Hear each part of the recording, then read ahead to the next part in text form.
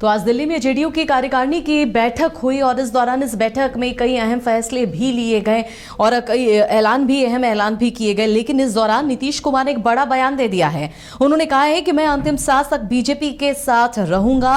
Media में चल रही खबरें सिर्फ और सिर्फ अफवाह है, उससे कोई उन्हें फर्क नहीं पड़ता।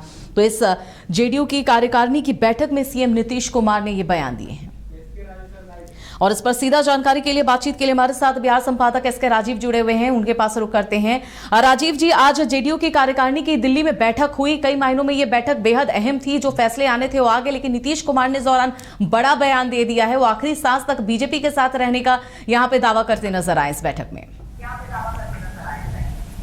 नहीं, देखिए अमिता, दरअसल में जेडीयू के राष्ट्रीय कार्यकारिणी की आज दिल्ली में जो है वो बैठक खत्म हो गई है और बैठक में कई महत्वपूर्ण जो निर्णय लिए गए हैं उसमें संजय झा को राष्ट्रीय कार्यकारी अध्यक्ष बनाया गया है। संजय झा मधुबनी के रहने वाले हैं, एक टर्म एमएलसी भी रहे हैं, बिहार सरकार में 3 टर्म जल संसाधन मंत्री भी रहे हैं और बीजेपी के काफ़ी करीबी माने जाते हैं। तो एक बड़ी जिम्मेदारी जो है वो संजय झा के ऊपर दी गई है। इसके अलावा जो दूसरी जानकारी मिल रही है कि बिहार को स्पेशल स्टेटस की कैटेगरी में किस तरीके से शामिल किया जाए, ये प्रपोजल भी पास हुआ है। आरक्षण का दायरा जो है वो 50 से बढ़ा करके 65% किया जाए, ये भी पास हुआ है। और नीतीश कुमार के नेतृत्व में 2025 का विधानसभा चुनाव लड़ा जाएगा, ये भी आज की राष्ट्रीय कार्यकारिणी की बैठक में पास हुआ है। लेकिन इन सब के बाद एक जो सबसे महत्वपूर्ण खबर है वह यह है कि नीतीश कुमार ने आज एक बार फिर से राष्ट्रीय कार्यकारिणी की बैठक में यह क्लियर कर दिया है कि जब तक वो जिंदा है अब तब तक वो बीजेपी का साथ नहीं छोड़ेंगे, बीजेपी के साथ ही वो बने रहेंगे।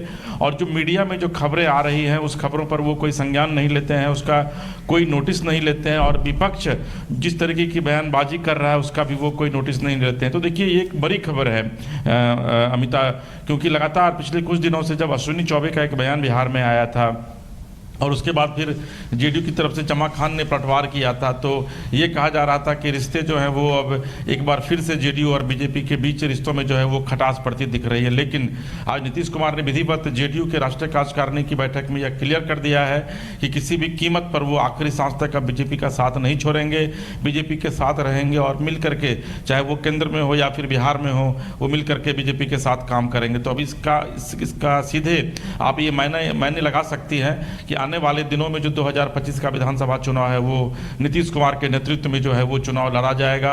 हालांकि नरेंद्र मोदी जो देश के प्रधानमंत्री हैं वो लगातार ये कहते रहे, नीतीश कुमार की वो तारीफ करते रहे। परसों भी जब वो लोकसभा में मिले थे जेडीयू के सांसद से तो उन्होंने विधिवत एक्सपर्ट ट्वीट किया था और यह कहा था कि नीतीश कुमार जो है उनकी दूरदर्शिता के वो कायल हैं और यही वजह है कि बिहार में सुशासन की सरकार जो है वो लंबे समय से चल रही है।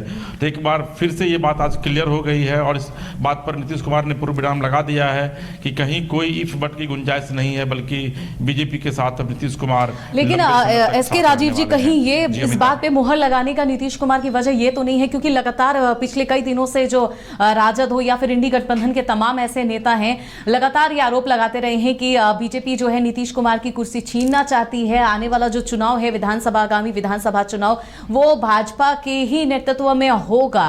हालांकि सम्राट चौधरी ने इससे पहले स्पष्ट कर दिया था कि बिहार में जो भी विधानसभा चुनाव होंगे, आगामी विधानसभा चुनाव, वो नीतीश कुमार के ही नेतृत्व में होंगे। लेकिन बार बार इस तरह के बयान जो मीडिया में आ रहे थे, सुर्खियों में आ रहे थे, कहीं ऐसा तो नहीं है कि इन सबको सुनते सुनते नीतीश कुमार ने भरी बैठक में इस बात का ऐलान कर दिया हो, इन सबका भी असर हो?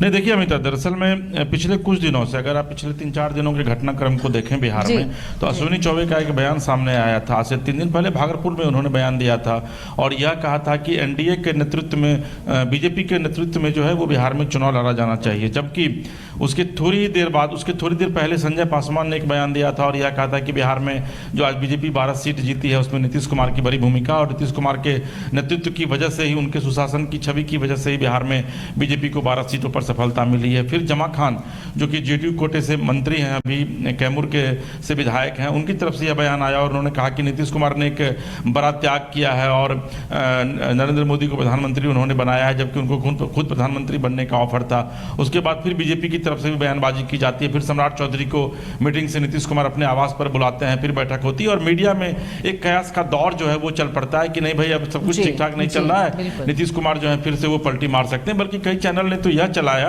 कि नीतीश कुमार अब बहुत जल्द पलटी मारेंगे और राष्ट्रीय कार्यकारिणी की बैठक में यह फैसला हो जाएगा। लेकिन हम लोगों ने न्यूज़ 22 स्कूप ने शुरू से यह खबर हम लोगों ने यह चलाया है कि नीतीश कुमार कहीं भी नहीं जा रहे हैं। राष्ट्रीय कार्यकारिणी की बैठक में संजय झा जो है उनको राष्ट्रीय कार्यकारी अध्यक्ष बनाया जाएगा। और देखिए कि हमारी खबर पे हम लोगों ने कल इस खबर को चलाया था अमिता, और देखिए आज उस खबर पे आज पूरी तरीके से मुहर लगी है कि आज संजय कुमार झा जो है वो राष्ट्रीय अध्यक्ष बने हैं, कार्यकारी अध्यक्ष। तो कहीं ना कहीं से जो मीडिया में जो खबरें चल रही थी तो उससे एक ऊहापोह की स्थिति बीजेपी और जेडीयू के कार्यकर्ताओं के बीच भी बन रही थी। आज चूंकि राष्ट्रीय कार्यकारिणी की बैठक थी, पूरे देश के जेडीयू के तमाम जो बड़े नेता थे वहां मौजूद थे, बीजेपी जेडीयू के तमाम बिहार के विधायक मौजूद थे, तमाम सांसद मौजूद थे, जो मेंबर हैं वो तमाम लोग मौजूद थे। तो उसके बीच में नीतीश कुमार ने एक क्लियर मैसेज दे दिया है कि भाई अब जेडीयू जो है वो किसी भी कीमत पर बीजेपी से अलग नहीं हो रही है। बीजेपी को उन्होंने विधिवत सपोर्ट किया है और उन्होंने नरेंद्र मोदी से यह वादा किया था चुनाव में कि चाहे कुछ भी हो जाएगा, वो जीते या हारे, लेकिन जेडीयू उनका साथ नहीं छोड़ने वाली है। तो अपने स्टैंड पर नीतीश कुमार एक बार फिर से कायम दिखे और राष्ट्रीय कार्यकारिणी के माध्यम से उन्होंने अपने कार्यकर्ता, अपने नेता को यह मैसेज साफ दे दिया है और बीजेपी के भी उन नेताओं को मैसेज दे दिया है जो अक्सर बयानबाजी करते रहे कि भाई चाहे कुछ भी हो जाए, लेकिन अब बीजेपी का साथ जो है वो नीतीश कुमार छोड़ने वाले नहीं हैं।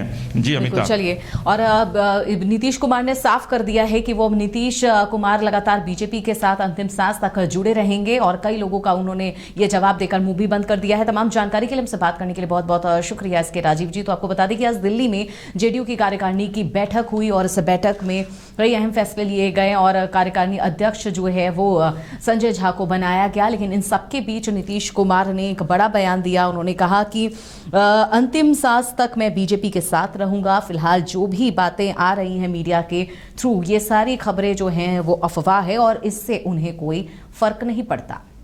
कमाल करते हो जी, बच्चे घूमने की इतनी जिद कर रहे हैं और तुम हो कि तुम्हें फुर्सत ही नहीं मिल रही। अब इतनी गर्मी में जाए तो जाए कहाँ?